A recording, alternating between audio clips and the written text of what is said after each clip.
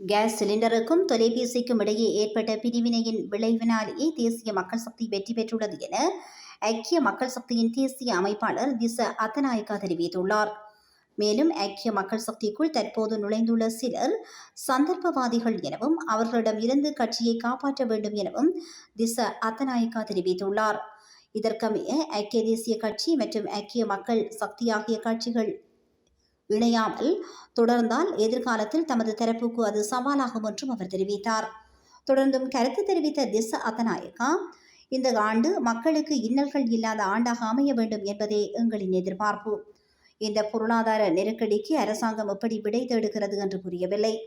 அரிசி, தேங்காய் உள்ளிட்ட அத்தியாவசிய பொருட்களுக்கு தட்டுப்பாடு ஏற்பட்டுள்ளது.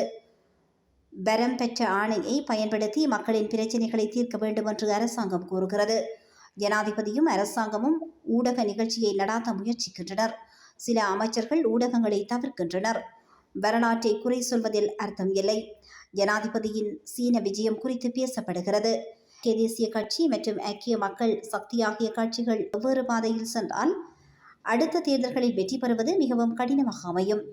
இவ்வாறு ஐக்கிய மக்கள் சக்தியின் தேசிய அமைப்பாளர் திச அத்தநாயக்கா தெரிவித்துள்ளார்.